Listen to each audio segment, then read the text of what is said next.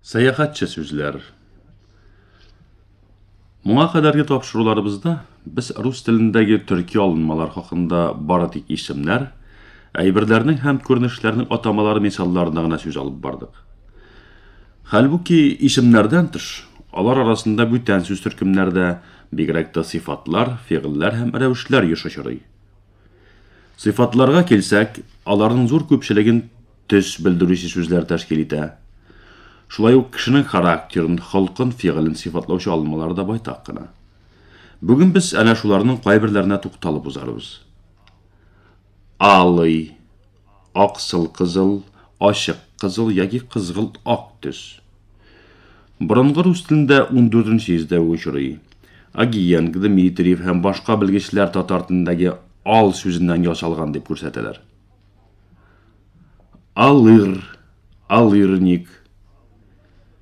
Элек руслар бу сүз белән шамакайларны, фокус күрсәтүчләрне атаганнар.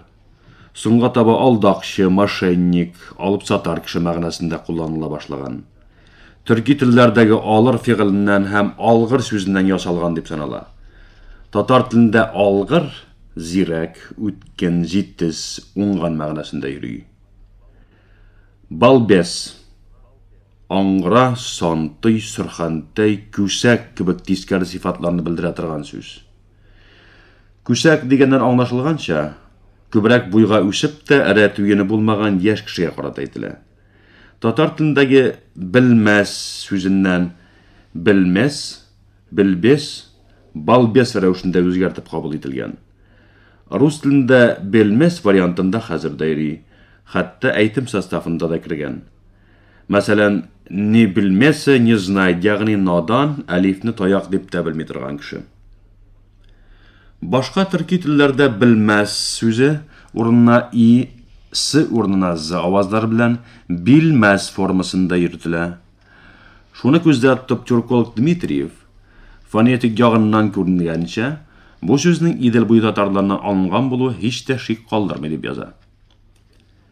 Бесталанный. Кеше турында бәхетсез, бишара дигән мәгънәдә кулланыла. Төрки телләрдәге талан, бәхет, уңыш сүзенә рус теленең бес приставкасы кушылып ясалган. Бәхет мәгънәсендәге талан сүзе татар теленең урта һәм мишәр диалектларында, мәсәлән, Касыйм, Мәләкә сөйләшләрендә хәзердә сакланып килә. Ялан, ялан ни талан дигән мәкаль дә бар. Ягъни ялан һәр вакыт уңыш бәхет кенә булып тормый дигән сүз. Тагын бәхете артка киткән кеше турында таланы киткән дип тә йөртәләр. Бесневой, бесной. Архангельск өлкәсендә яшәүче руслар сөйләшендә бу сыйфатлар чал, ак, көмештәй дигән мәгънәдә кулланылалар. Башка кайбер өлкәләрдә тагын бусы сүзе дә бар. Булай дип, саргылт төстәге тирлеккә әйтәләр. Белгечләрнең фикере буенча рус телендәге бу сыйфатлар татарча бүз сүзенә нигезләнгән булырга тиеш. Бүз саргылт аксыл төстәге дигән сүз. Мәсәлән, бүз юрга. Сизелер-сизелмәс кенә күк төсмере булган ак төскә ак бүз, аксыл сары төскә күк бүз диләр. Ак бүзат, күк бүзат һәм башкалар. Шушы исемнәр белән атала торган йолдызлар да бар. Ак бүзат йолдыз, күк бүзат йолдыз, тимер казык йолдыз, бер ялгыз дигән мәкальне хәтерегезгә төшерегез. Буланый, кыла. Ягъни кара койрыклы һәм кара яллы, аклы җирән ат төсе. Фасмир, Агиенко кебек тел галимнәре борынгы рус теленә булан сүзе татар теленнән кергән дип саныйлар. Хәзерге телебездәге булан сүздә шушы тамырдан килә дигән караш бар. Кыпчак телендә 1303 елда язылган Кыман мәҗмугасында мондый текст китерелә. Алан булан тутырыр, айры агачтан яу тамар.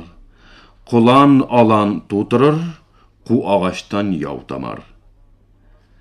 Мондагы алан булан, кулан алан сүзләре күрәсең бүгенге телебездәге алакылага туры киләдер. Борынгы текстта алакыла, ягъни төрле төстә, шуар, байрак, ту хакында сүз бара. Байракны шушындай сыйфатлау безнең заман поэзиясендә дә очрый. Мәсәлән, Мәҗит Гафури булай яза. ала-қыла қара шуар бары бітіп, қызыл байрақ қына қалар жер үстінде.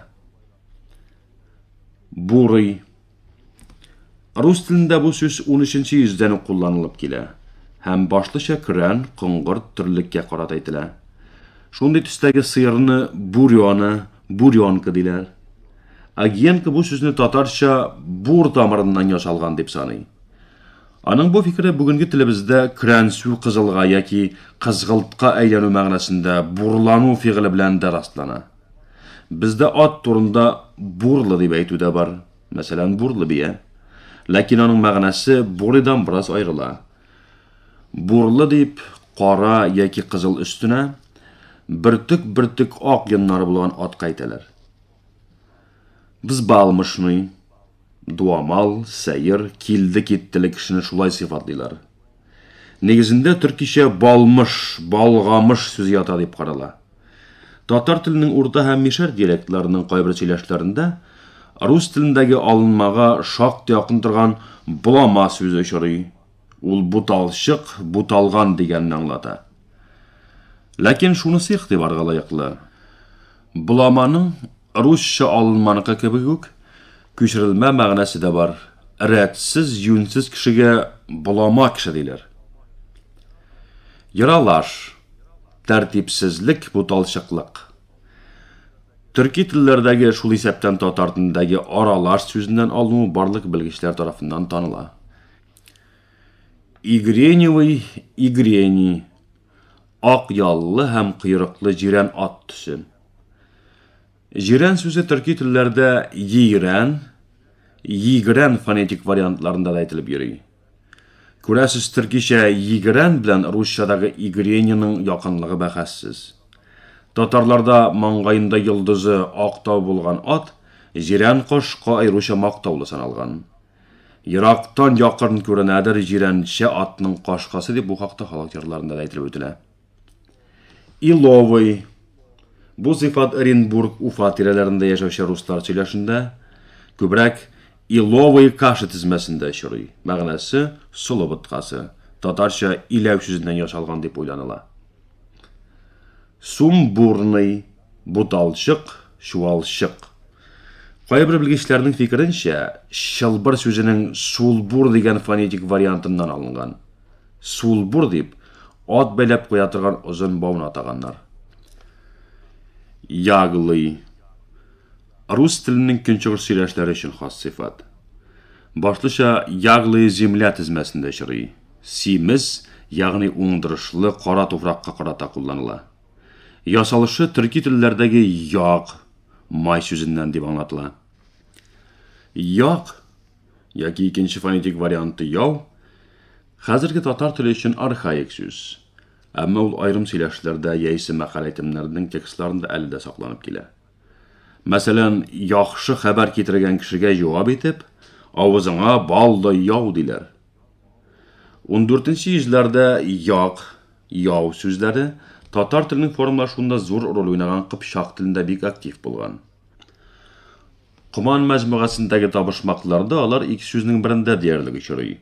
Мәсәлән, силәүсен ягын селкеп булмас, сырма тонын бөгеп булмас. Ул йомырткадыр. Языда яулы кайыш йотар. Ул йыландыр. Языда яулы токмак йотар. Ol kerpedir, hem başkalar.